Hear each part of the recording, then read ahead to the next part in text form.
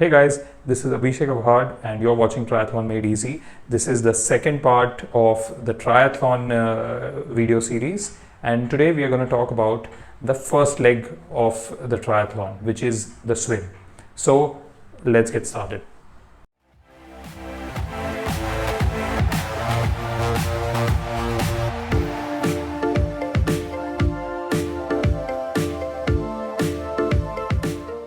The swim leg is the first leg of the race, which means it's the start of the race. Though it is the shortest of the three legs, it is still a daunting task, especially when you're swimming with hundreds of other participants.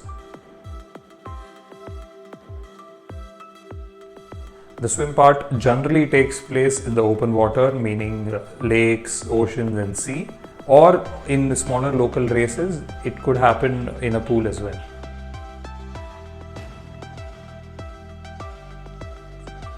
There are two ways a swim leg can start.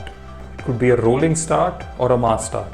In a rolling start, athletes start the race in small batches of 6 to 8 athletes who are separated by a few seconds from each other.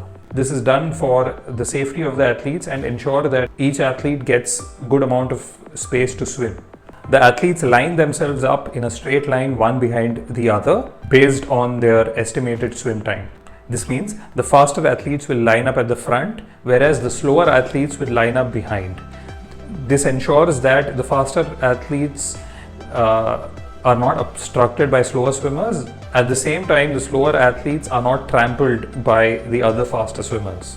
This process is called self-seeding, where it is totally up to the athlete to decide where he wants to start and when he wants to do it.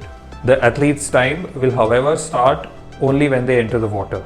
If you enter the water first, your timing will definitely start before any other athletes, whereas if you enter the water last, your timing is going to start last. The way a race can start is the mass start, where all the athletes will start the race together at the same time. This means everyone now has the same start time. Mass starts can happen on the beach itself, where the athletes line up against the ocean and run towards the sea, or they could happen on a fixed platform next to a lake or a river, or they can even start off right in the middle of the water. Most of the races you do will not have a mass start, primarily because of the large number of participants as well as safety of the athletes.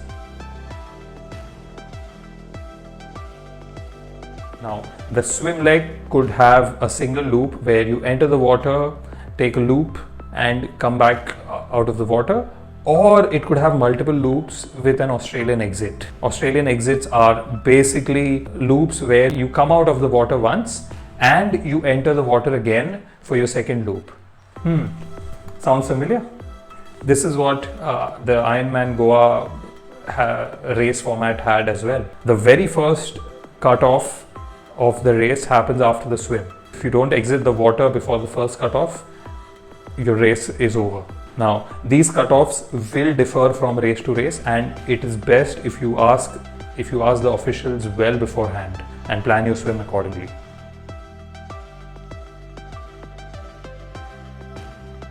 Now, even though the race happens in open water, most of your training, your endurance building, and your technique correction will happen in the pool. The pool is where you would be improving your technique, building your endurance, and working on your speed. Whereas open waters is where you will learn the essential skills that you need, such as sighting, which is the art of looking out of the water to see where you're swimming. So swimming in the open water will help you get rid of the fear of water. So it's absolutely essential that you spend some time in the open water before you actually head out in the race. There are no restrictions on the kind of stroke that you can do in the swim leg. You're free to do whatever you want in the water on the race day. However, it's advisable to do the freestyle or the front crawl because it is the most energy efficient as well as fast, and you want to come out of the water as soon as it's possible, as well as in good shape without exhausting a lot of energy.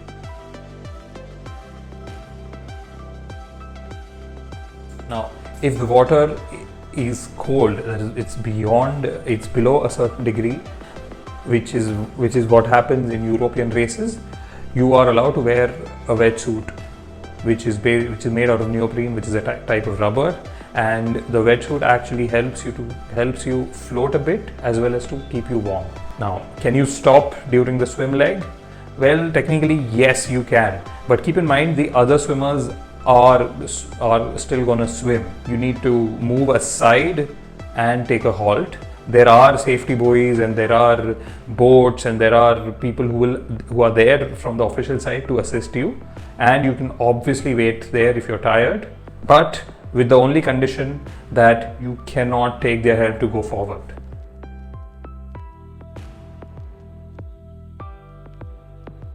Well, there's no restriction on it, but generally the swim leg is so short that and it's the start of the race, so probably you've already had something in your stomach and you don't really need anything for the swim.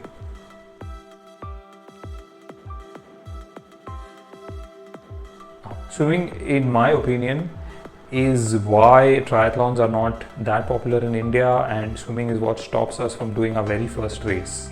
But just like every other skill in the world, this is something which can be learned and which can be improved with practice.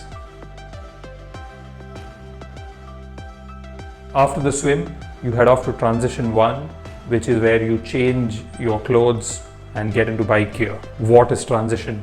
We will understand that in the coming videos. This is Abhishek Abhat from Triathlon Made Easy, signing off.